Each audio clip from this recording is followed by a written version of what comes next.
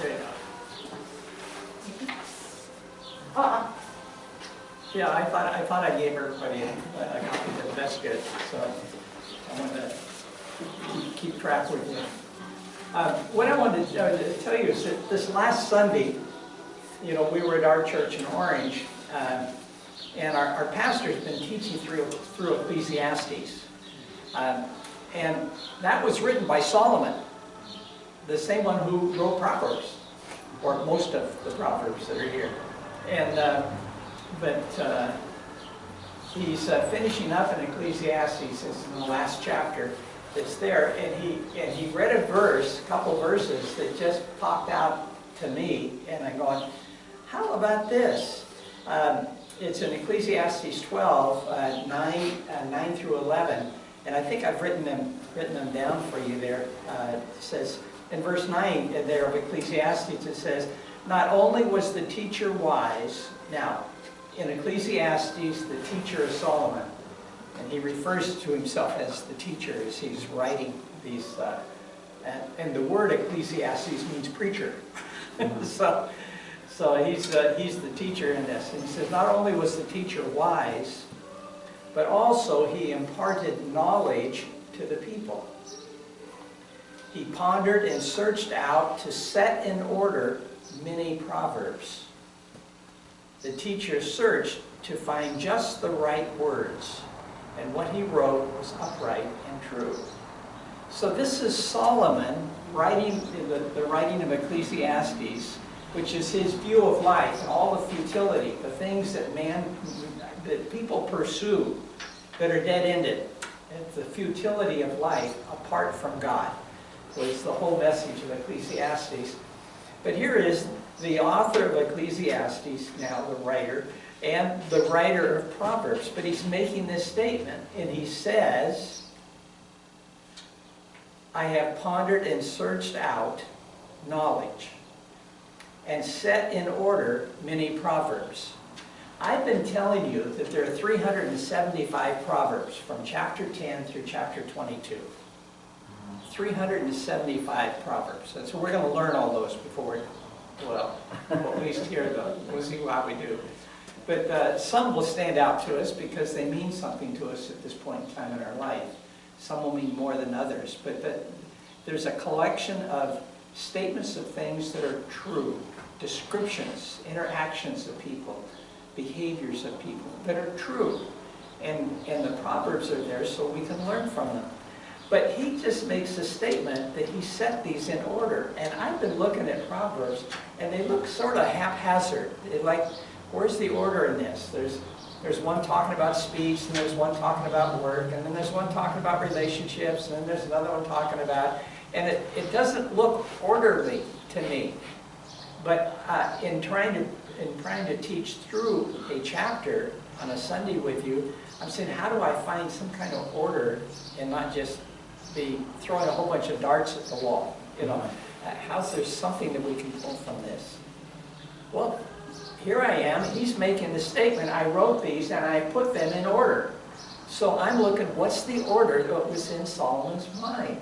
So that really kind of stood out to me. And then he also said here, he searched to find just the right words to use.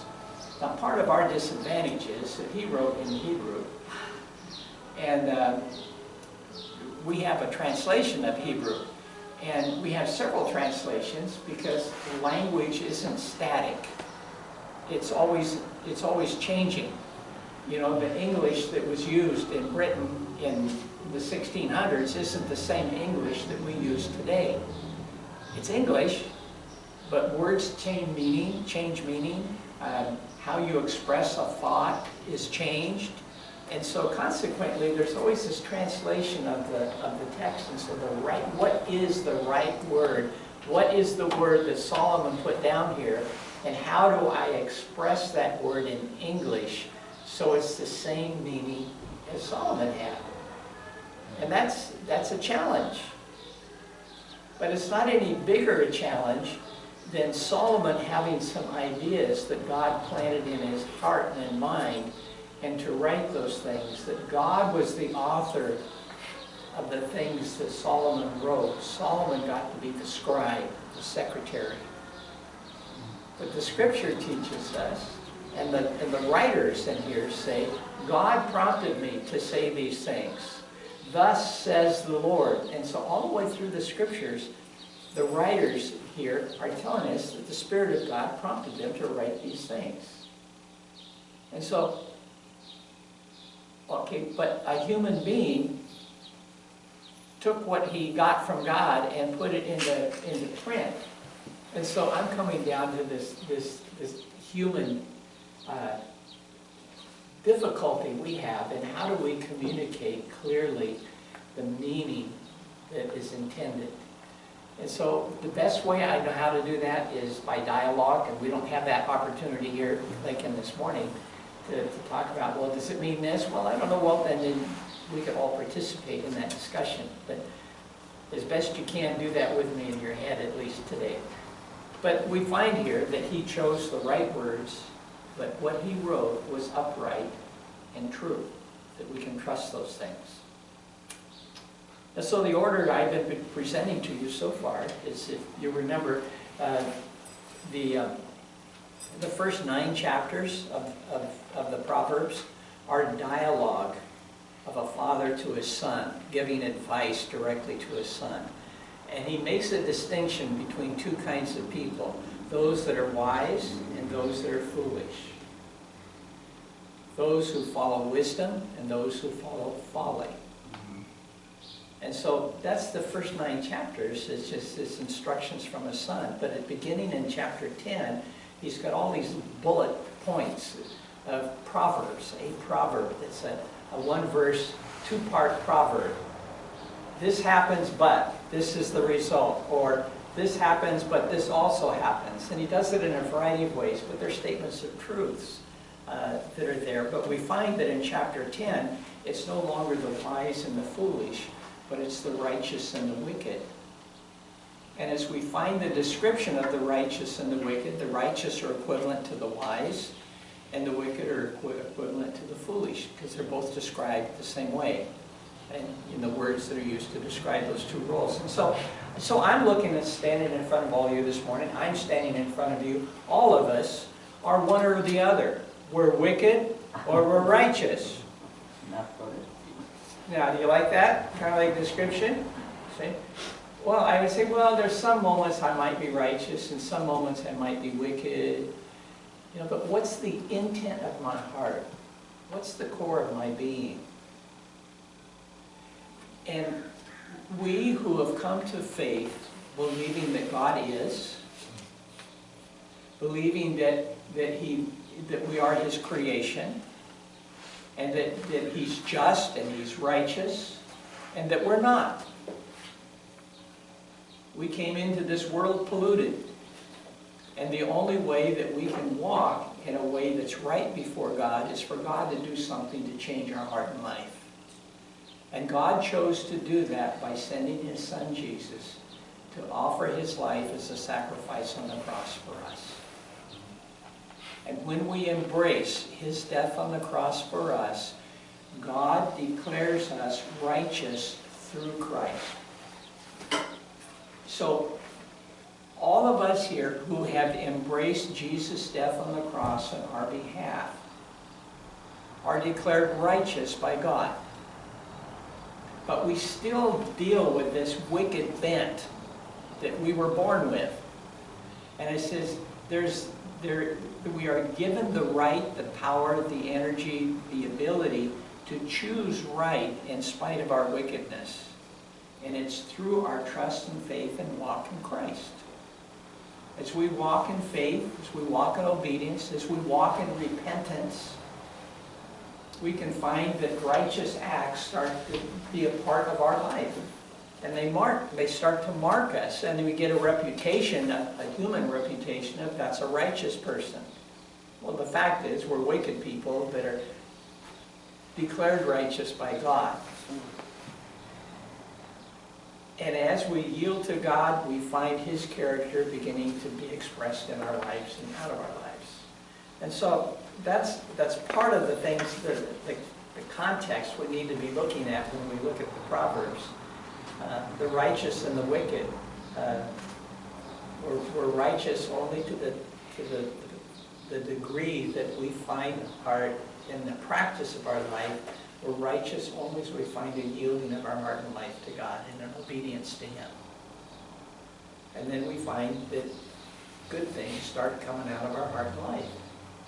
And the more we practice that and live that, the more that becomes a regular practice standard of behavior in us. And to the world around us, we might look righteous. Now, if we say we're righteous and we don't act that way, the world around us says you're self-righteous. You know, you just think you're righteous, but you're no more righteous than I am. You know, so I'm saying all this to say that there's an issue, a problem in life with wickedness, with foolishness. And Solomon is trying to set in order the knowledge, the words that are necessary for us to make the right choices. And he gives us pictures of what is true and helps us then to identify what is the right thing for us to do. It's amazing to me that about the only thing that Solomon says in the Proverbs that are instructions to us is listen. Listen up. Listen to your father's instruction. Listen to what is good. And practice what you hear. Now, that doesn't address all the behaviors that are in here, because all the behaviors are described as what are the outcomes of different kinds of behaviors, but we have to understand it and practice it in our own life. Proverbs is not a book of do's and don'ts. In verse 11, in Ecclesiastes 12, it says, the words of the wise are like goads.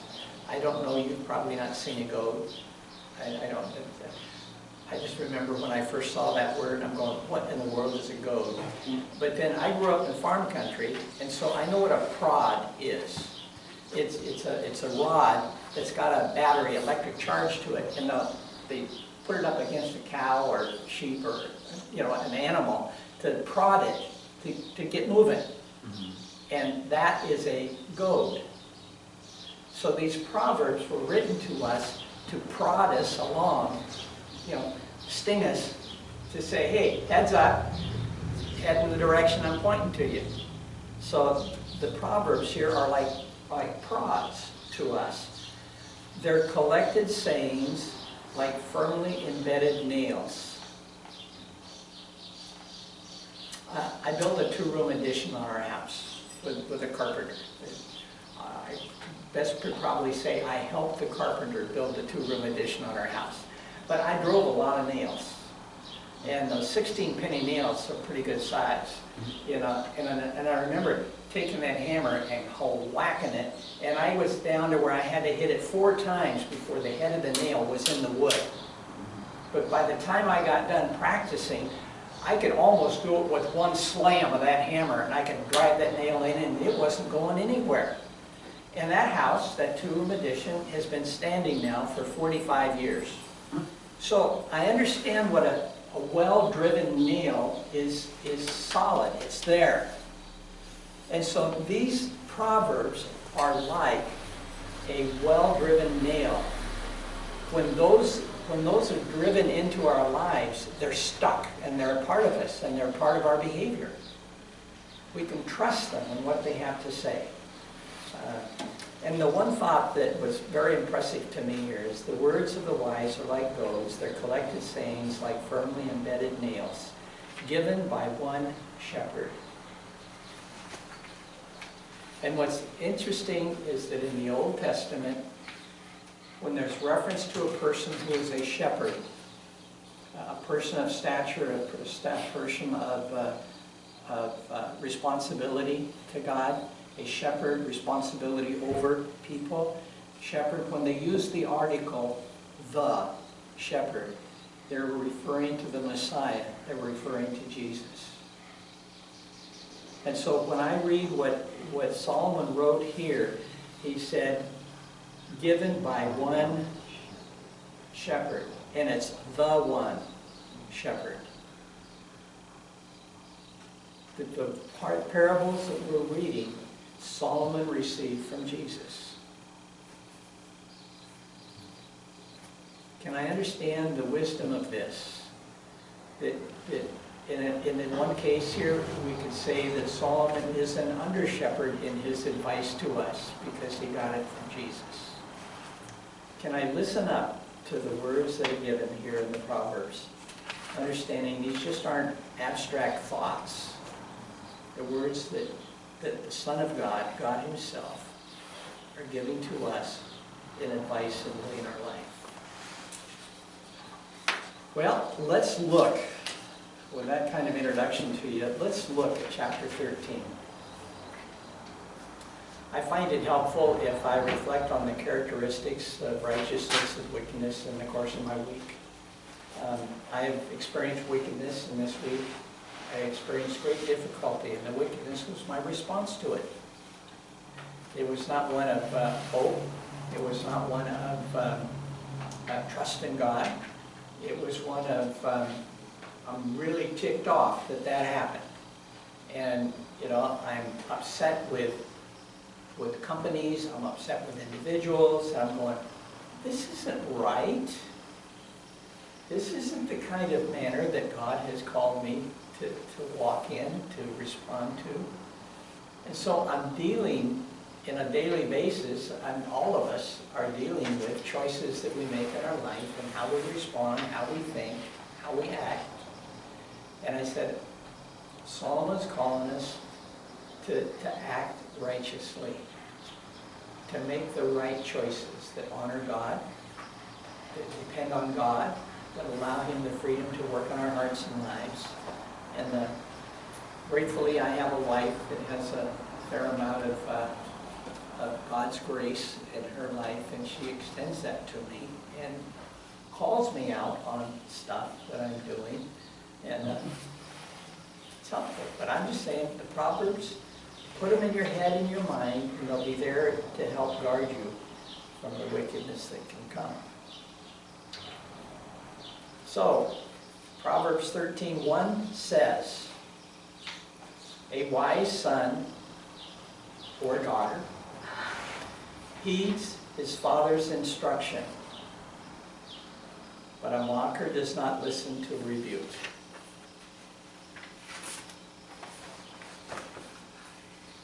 I thought it was interesting, the use of instruction and rebuke.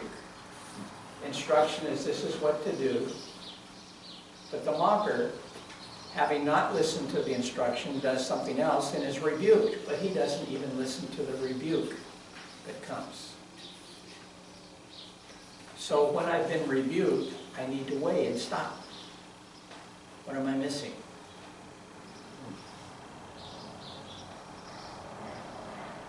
So it's interesting that just about every chapter starts with some statement about listen to your father, listen to wisdom, listen to good advice.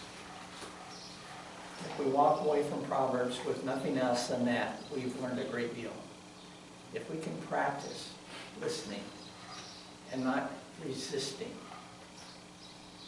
not refusing, not dismissing, but listen to what counsel is given to us and weigh it. That's wise. And a mocker does not listen to rebuke. So the parables continue with the contrast between the righteous wise and the wicked foolish. In verse 2, from the fruit of his lips a man enjoys good things, but the unfaithful have a craving for violence. He who guards his lips guards his life, but he who speaks rashly will come to ruin. And so we have the two verses here, the two like parables combined here to talking to us about our speech, how we care about how we talk. The subject of the tongue and words are with us again now. And the wise speak good things. And when you do speak good things will come to you. The fruit of his lips, the lips of a man enjoys good things. What I say will produce good or bad. But the unfaithful, I could say the unbelieving, the one who doesn't listen, has a craving for violence. And I'm going, I'm not quite see the parallel between good speech and good things coming and violence. And then I saw, this makes at least sense to me, that he's saying, speak good things and good things will come your way. Speak bad things and you're inviting violence. You're inviting anger. You're inviting conflict. You know, if I speak ill of someone, I'm inviting, you know, antagonism. And so, that was my understanding of this verse. He who guards his lip guards his life. Careful about what he says. But he who speaks rashly will come to ruin. He'll only experience violence. It's because he stirred it up with his words. And some take pleasure in stirring up that kind of thing. You've probably met some people like that in your life. So be thoughtful about what you say. And your reputation for having good words will shield you from false accusation that can come. A reputation of speaking well will be a protection to you. Verse 4. The sluggard craves and gets nothing, but the desires of the diligent are fully satisfied. And we're back down to this image again, the lazy one, the one who doesn't want to work, the sluggard. You know, I said, well, what's a sluggard? Well, I know what a slug is in the garden.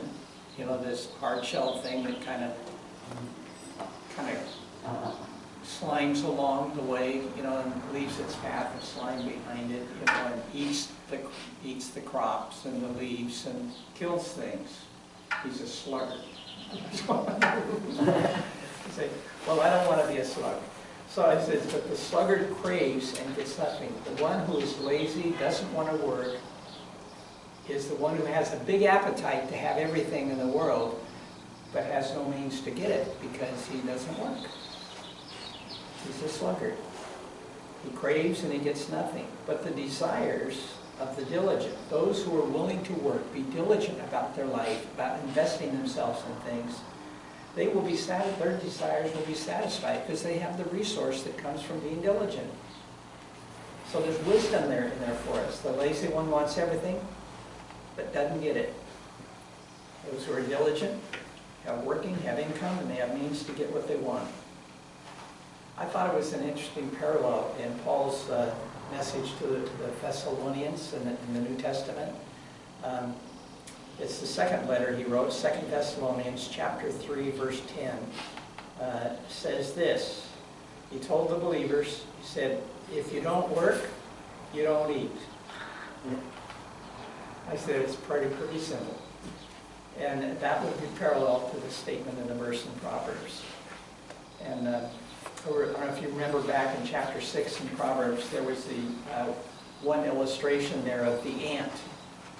The ant who gathers food in the summer and in the harvest for the days to come. In other words, he's thoughtful about his life and the investment of his life. It's the illustration of the ant.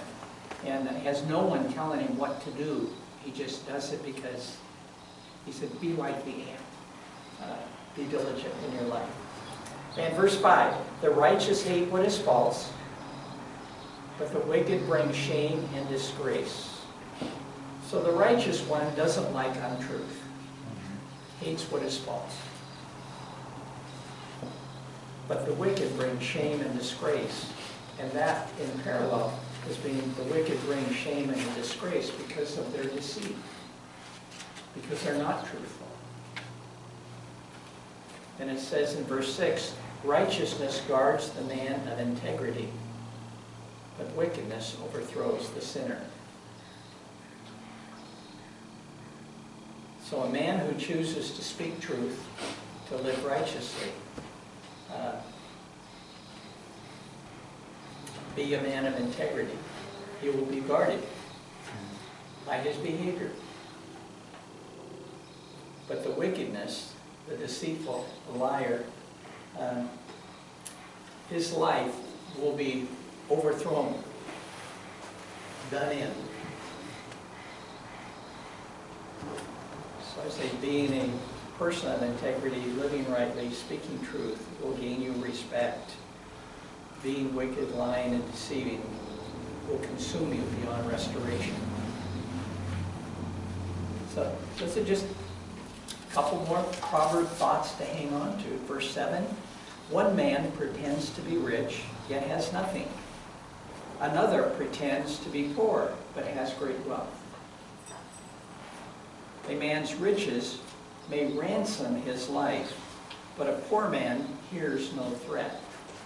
And I looked at that and I said, well, what are we talking here? Well, number one, both the rich man and the poor man are pretenders. Neither one are truthful. It doesn't elevate one or the other. They're both liars. One says, I'm really rich and I got nothing. And the other says, oh, I'm really poor, I don't have anything. And he's got a whole bank full. You know, they're both liars. And then there's the observation in verse 8 that a man's riches may ransom his life, but a poor man hears no threat. Well, that's because the rich man has something that someone can take. The poor man doesn't have anything. Someone's going to threaten him. So maybe poor is a good place to be. And maybe someone has money but pretends to be poor just to avoid those who would like to take what he has. But it says somewhere in that deceit surfaces, and God calls on us, Solomon in his writing of the Proverbs calls on us to be truthful people. I would call it a parable, that a thought that I've observed in life that I believe is true. And that is, the more a man owns, the more it owns him. And from that, I have concluded, live a simple life. Live a simple life. Accumulate what you need to live, to be healthy, be well, to provide, whatever. But when does having become extravagant? When does having consume all of your energies because you have to protect what you have? Can I live a simple life that's full and satisfying and is helpful, is resourceful to other people, and not live a life that demands everything of me? And so I come and I just say, simple is good. And I think that's what is the statement in this. Simple is good. But we'll also see as we read on here in the time, it says, do care for the people that you live with. Verse 9, we'll come back to the next one. The light of the righteous shines brightly, but the lamp of the wicked is snuffed out. Living rightly, truthfully, shines like a bright light. The lamp of the wicked is darkness and death.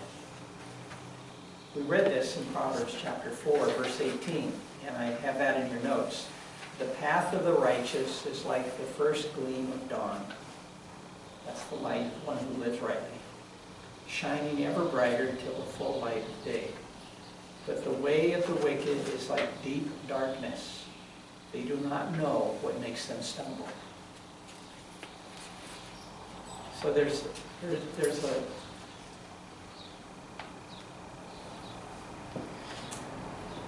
the one, when we choose to live rightly,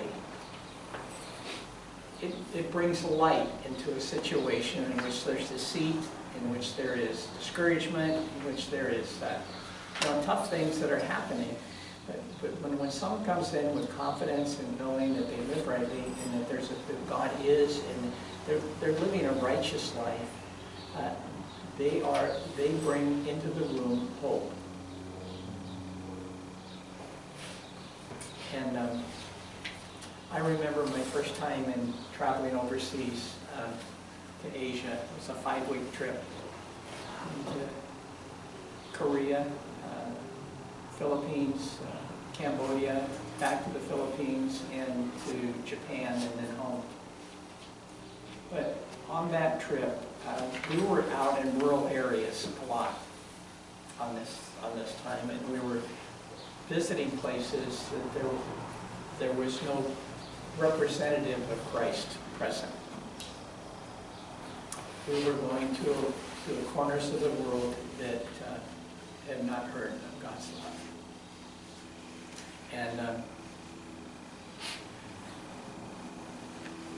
And I went, and consciously in my mind saying, I want to speak the truth of Christ into their lives. I would like them to have hope in this life. And I didn't say that going in, but I discovered in my conversations with people that without Christ, they had no hope. They lived their life with no hope. They're getting by in life. I'm doing what I can do, and I just hope I can get through another day. But it's like hope so, kind of. There's no hope with any kind of confidence. And when I spoke of God the Creator, knows you, loves you, knows your name, is involved and welcomes you, invites you to come and to trust Him, to walk in relationship with Him, and has provided a way for all of the things that would separate you from a good God, from a holy God. He's already satisfied His own justice already, that He sent His Son to offer His life, to take any kind of condemnation that could come to us and take it upon Himself. So you can live right and free before a righteous God, the God who created all things. And they listened. And I'm looking down the road now, it's been 25 years since that first trip. And there are young men leading ministries in their cities today who came to faith on that trip, who came to embrace that idea of faith in Christ. Some of them had come to faith in Christ in the refugee centers in Thailand, but when they returned to Cambodia, they just wanted their people to know Jesus. We've been in relationship with these people over the years and see they've lived their life with hope and have offered their lives and sacrificed for their countrymen. And so there's a light that shines in those who are righteous. Verse 10, pride only breeds quarrels, but wisdom is found in those who take advice. I'm right, I'm better than, I know it all, pride. Can't get along with others. And it's only possible unless you yield, and unless other people yield to them. Wisdom listens, dialogues, receives advice, and promotes agreement, cooperative relationship. Pride only breeds quarrels. Wisdom is found in those who take advice, those who listen and dialogue. Verse 11, dishonest money dwindles away, but he who gathers money little by little makes it grow.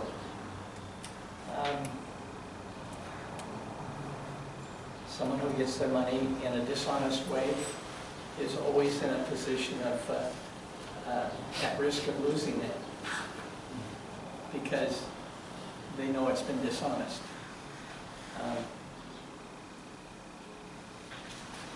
But the one who gathers money little by little makes it grow. And the only illustration I could think of for that was in coming with this is that number one, all good things come from the Lord.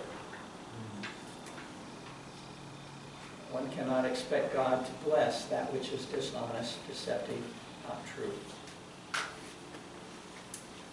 On the other hand, the one who works to earn and invest will accumulate little by little. I was told back when I was in my 20s, we were married, that as soon as I can, start putting aside $50 a month from my income. Well, that took a while because at $400 a month, that was a lot of money. But it was a lot of years ago. 56 years ago.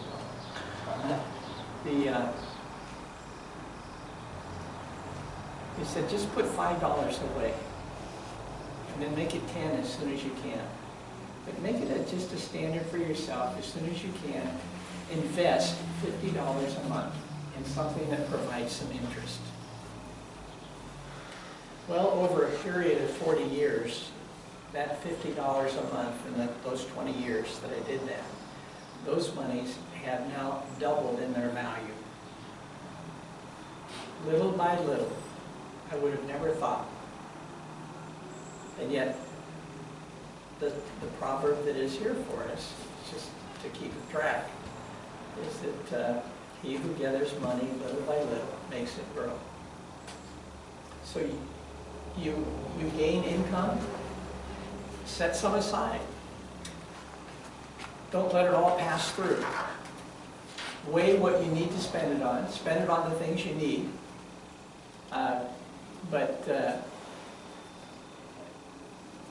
The advice out of this, and the advice that came to us as a young couple, was always live on less than your income and set money aside. And invest in things that you need. Invest in things that will bring value to you.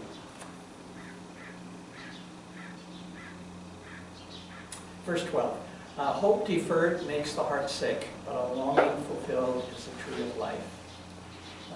Waiting and hoping for a promotion, a new car, a marriage partner, all of these things can be a source of anxiety or sadness or doubt. They can make the heart sick. On the other hand, last week we were at a wedding celebration. A couple in their early 30s met and got married.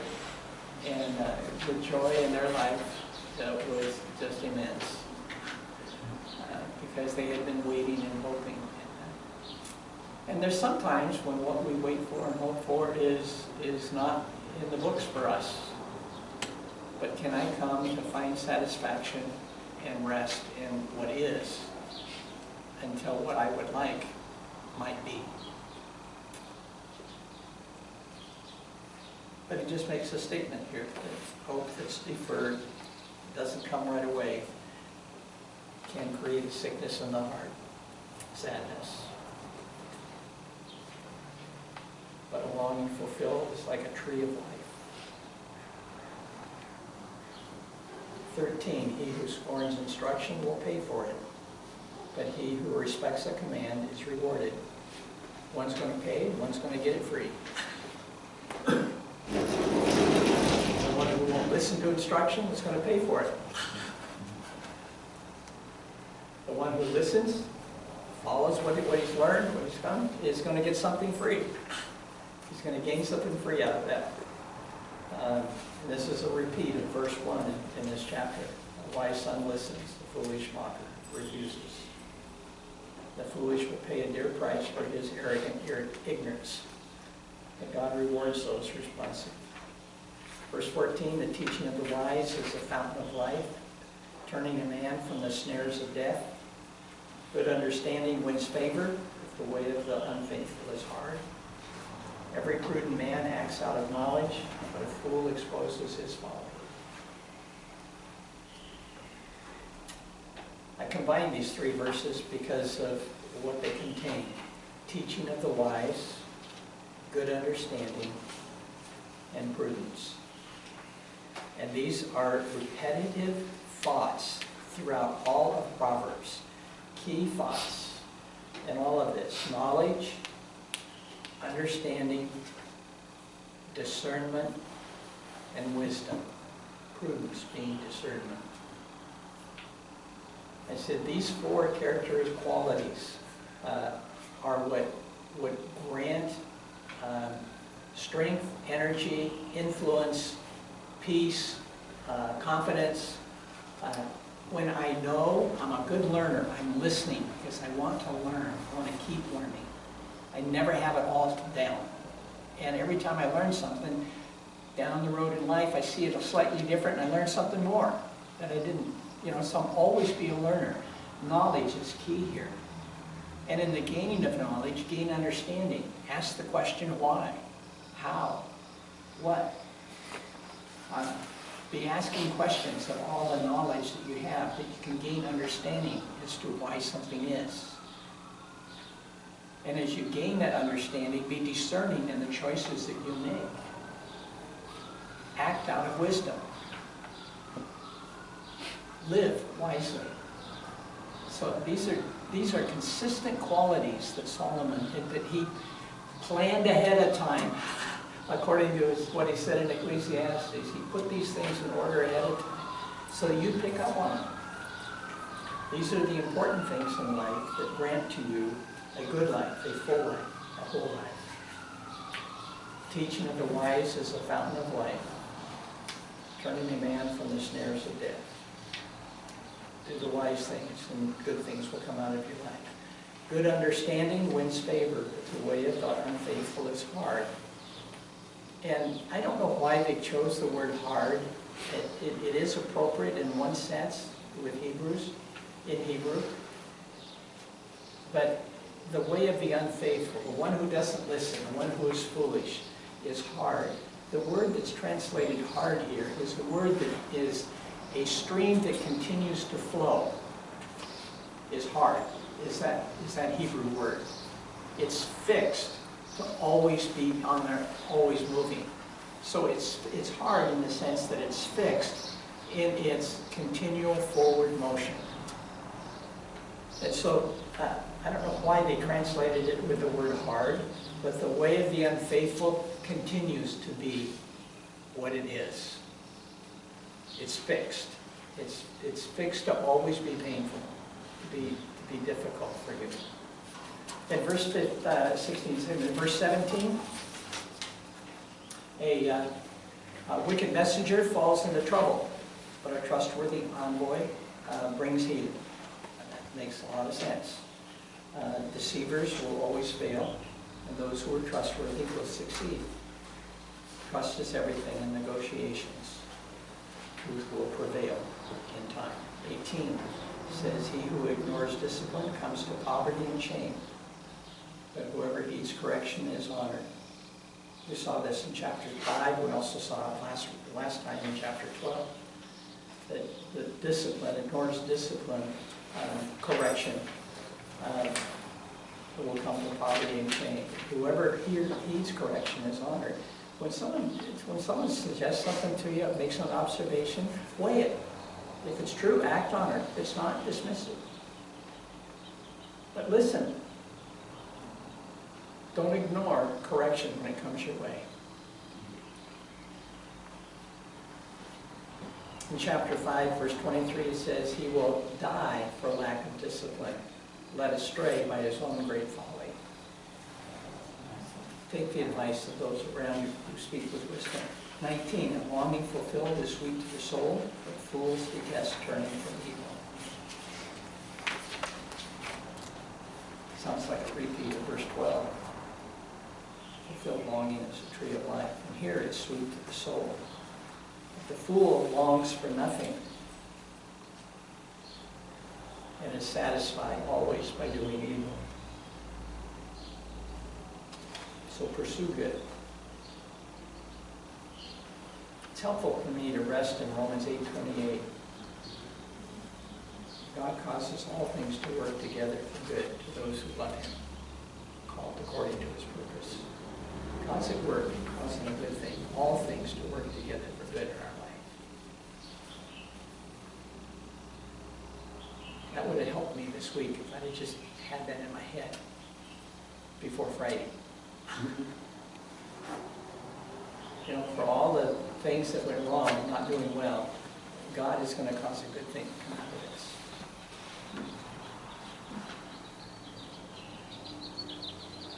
That would save a lot of angst, wouldn't it?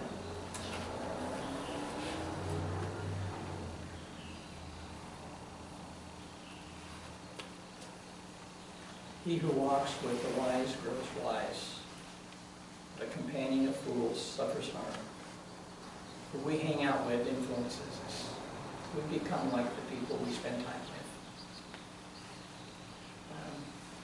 I would like to say that there are times when I've made choices to spend time with people quite different from me because I want to share some hope to them in God.